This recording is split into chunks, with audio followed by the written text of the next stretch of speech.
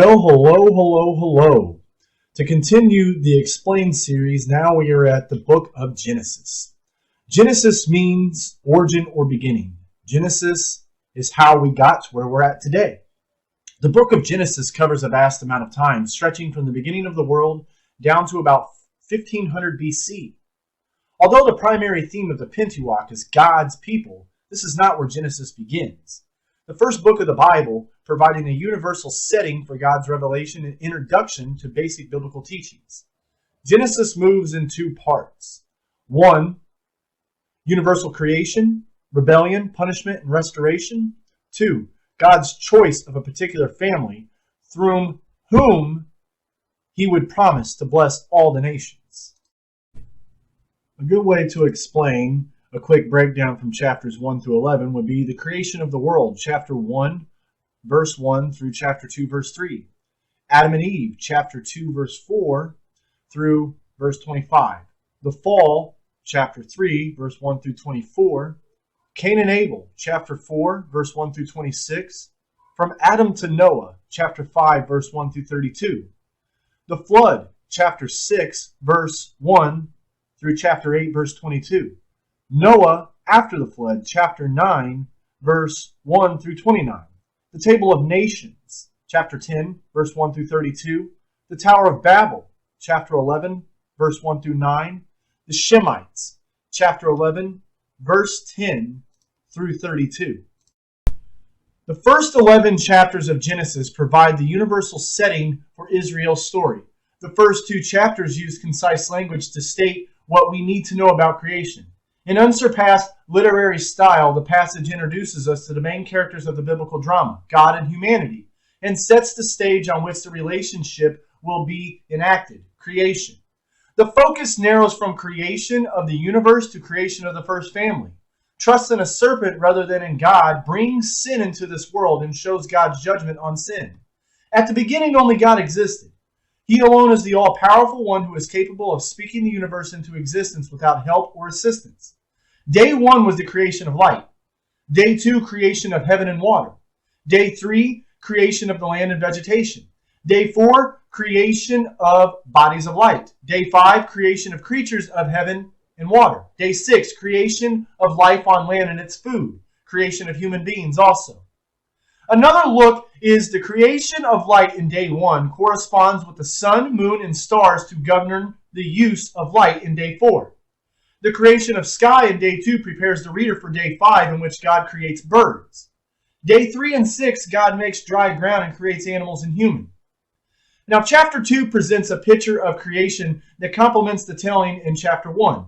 Chapter 2 uses finer strokes to paint the specific features. This section describes the Garden of Eden. Now, chapters 1 through 11 is humans choosing sin and God picking certain patriarchs because of the covenants needing to be made. In Genesis chapter 1, verse 1 through 2, the earth is created with the heavens. However, the sentence structure stresses the earth more than the heavens. Creation brought to the earth both form and content. Light made the earth's form and content visible. The waters separated and put in appropriate places. The earth that was exceedingly good in God's creation is what Genesis 1:31 says. Other parts of the Bible also speak of God's creation. Isaiah chapter 40 verse 28, Isaiah chapter 45 verse 12. From ancient times till now, people have had a keen interest in the origin of the universe. There's been so many theories, but the best known reference is in the Bible, Genesis chapter 1 through Genesis chapter 2 verse 4. That is not the only place where we can find related matters. The book of Psalms, in chapter 8, verse 3 through 4, chapter 24, verse 1 through 2, chapter 40, verse 5, chapter 74, verse 17, chapter 95, verse 5, chapter 100, verse 3, chapter 102, verse 25, chapter 104, verse 24 and 30, and chapter 145, verse 10. Now, the second half of Isaiah's chapters, chapter 40 through 66, has 4 direct references to the creation. One of them we spoke of already. Isaiah chapter 40, verse 28, Isaiah 43, verse 7 and 15. Isaiah chapter 45, verse 7. Isaiah 65, verse 17. Job also alluded to creation in two speeches, in Job chapter 10, verse 8, and Job chapter 26, verse 7. And God's answer to Job contains one reference to the subject in Job chapter 38, verse 4. The New Testament reveals that God made all things in John chapter 1, verse 3, and that all things were created by him and for him in Colossians 1:16. The characteristics which unite all persons despite their many individual differences and constitute them as God's image. A biblical description of the unique nature of human beings in their relationship to the Creator God. In Genesis 1:26 it says, "Then God said, let us make man in our image according to our likeness. Let them have dominion over the fish of the sea, over the birds of the air, and over the cattle, over all the earth, and over every creeping thing that creeps on the earth." This contains a key to understanding of humans and their nature. Image has been considered the essential nature of humans as God's special creation, and likeness as reflecting this image in such qualities as goodness, grace, and love. They maintained that humankind in the fall, but retained the image, but lost the likeness. There is a likeness, but not a sameness. In Genesis chapter 2, verse 7, "And the Lord God formed man from the dust of the ground, and breathed into his nostrils the breath of life, and man became a living being." In creation, God endowed persons with a spiritual aspect of life. This passage says that man became a soul, not that he had a soul. A person is both body and soul, but more accurately, body-soul.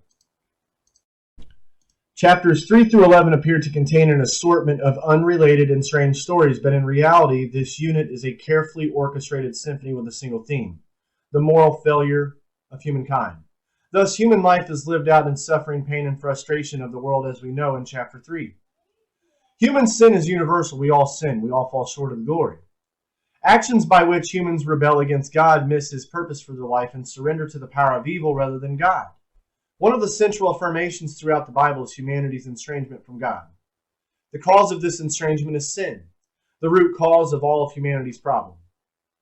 The Bible, however, gives no formal definition for sin. It describes sin as an attitude that personifies sin as rebellion against God. Rebellion was at the root of the problem for Adam and Eve in Genesis 3 and has been at the root of humanity's plight ever since. Chapter 3 introduces a cataclysmic change into ideal scene of chapters 1 through 2. A new character is introduced, the serpent, later called the devil in Revelations 12:9. Adam and Eve are not helpless victims of some persuasive force, but rather collaborators in evil. We were given free will. After the first sin in chapter 3, humanity changed in a number of ways. First, Adam and Eve lost their original innocence. Their eyes were opened, and suddenly awareness of their nakedness signified their shame and guilt in verse 7. Before their sin, they knew not guilt in either their relationship with each other or with God. Second, they lost their immediate and easy access to God's presence. God was walking around with them in the garden at all points in time before this. Thus, they lost their freedom from pain, disease, and death. In chapters 4 through 11, events build in a great crescendo of sin to illustrate the utter desperation of human condition. Sin is indeed lurking at the door, and its desire is for you. In chapter 4, a brother murders his other brother, illustrates how quickly sin moved, Cain and Abel. In that world, God continues to condemn sin, bless his faithfulness, and yet show grace to the sinner, as you see in Genesis chapter 4, verse 1 through 15. From the human perspective, great cultural achievements appeared, but those overwhelming human pride in this time that we see in Genesis chapter 4, verse 16 through 24, And then we see humans multiply their race as God commanded. They also look for a better life, better than of the pain and the toil of the soil. In Genesis chapter 4, verse 25 through Genesis chapter 5, verse 32. The genealogies of chapters 5 and chapters 10 serve an important function in this world of sin. See, chapter 5 traces 10 generations of a faithful line of Adam from Seth to Noah. Chapter 6 begins with a troubling story about marriage between sons of God and the daughters of humanity, verses 1 through 8. Many outlooks of who they say these are. Some say it's Cain's line with intermarriage with Seth's line. Others say it's princes or rulers, fallen angels, since the word Nephilim is Hebrew for fallen ones. And the book of Enoch touches on some of this. The point of the flood is clear. The Lord determined that sin and its wickedness had grown to such an extreme extent that life had to be destroyed. God used the flood to discipline his world made evil through sin. God took account of the earth's wickedness, the persistent human bent towards evil, the corruption that filled the earth with injustice. Still, God did not overlook Noah. If God's seen evil in the world, he's still seen the righteousness of Noah, one who walked with God. Through the flood, God eliminates all humanity except the family of Noah. Then God makes a covenant with the earth to never bring this punishment in this way again in chapter 6, verse 1 through chapter 9, verse 17. But human sin continues. And from chapter 9, verse 18 through chapter 11, verse 9, the nations continue to disobey God. One is with the Tower of Babel. But first in chapter 10, we see the table of nations from Shem, Ham, and Japheth. The Tower of Babel in chapter 11 highlights the pride and arrogant rebellion of humanity. And the name of the most important city of the Mesopotamia era was Babylon, and came to mean the gate of God. So Genesis turns the rebellion into confusion and the spreading of humans as we know. Genesis 12 through 50 is all about following one family, Abraham. Remember, Babylon tried in chapter 11 to make a name for themselves. Why God made a name for Abraham and not them, a covenant. God thus established a plan to redeem and bless humanity. He calls one man of faith the forefather, Abraham. God's covenant with Abraham shows faithfulness and the sign of circumcision of the heart. Genesis 12 through 50 begins to address the problem called sin. Let's take a look at a quick outline.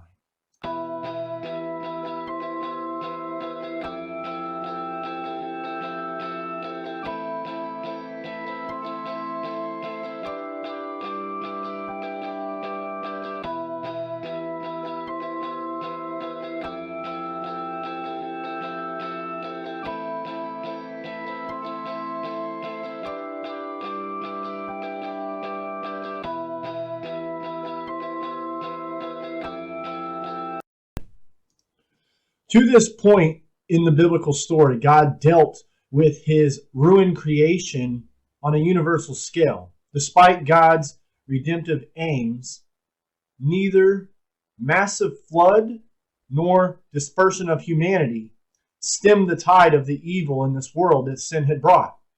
Now the story turns to a different way, to the fascinating account of one man whose exemplary faith paves the way of salvation for all. In a real sense, the human dilemma finds its solution in God's grace and faith of Abraham.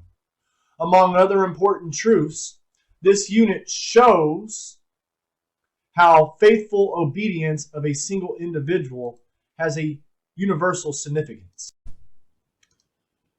As important as Abraham is, we know little about the first 75 years of his life. In Genesis 12, verse 1, now the Lord said to Abram, He is this name until Genesis Genesis 17. The Bible is less concerned with his life as Abram as it is to Abraham. Two great promises, land and descendants, is what he tells Abraham.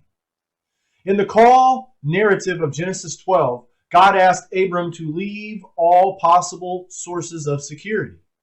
He called Abram to step out in faith and leave Haran to travel to an unknown land and begin a new life. For much of the story, it appears Abram would fail. Early on, he had to survive a famine and temporary exile in Egypt in Genesis 12, a dispute with his nephew in Genesis 13, and a regional war in Genesis 14. But God intervened to remind Abram of the original promises and to assure him of the ultimate success in Genesis 15. We start hearing of the promises given to Abram by Genesis 17, Abram and Sarai's name changed to Abraham and Sarah. God fulfills his word and gives them a son, Isaac. Chapter 22 brings a twist to the story, though. Everything in Abraham's life centered on Isaac, his only son. Isaac was Abraham's hope for the future. The command came from God clearly and unmistakably in Genesis 22, verse 2. The command is carefully phrased so there can be no misunderstanding. The mountaintop sacrifice will have to be Isaac, Abraham's only son by Sarah, the son whom he loves. God, of course, intervenes, and Isaac isn't going to be sacrificed. Genesis 22:5 is an account of his faith in God. It reads, "And Abraham said to his young men, 'Stay here with the donkey. The lad and I will go yonder and worship, and we will come back to you.'" Key point here. He said, "We will come back to you." His faith had already shown that he knew his son wouldn't be sacrificed. Next is the story of Jacob, aka Israel. Although Isaac was the son of the covenant, he soon fades as a leading character after his twin sons are born in Genesis 25. Esau is the firstborn, and again, the presumed heir of the covenant promises. But birthrights have little to do with inheriting God's favor.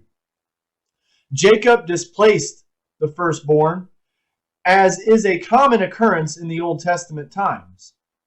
Moses and Aaron could be one of the instances we can look at.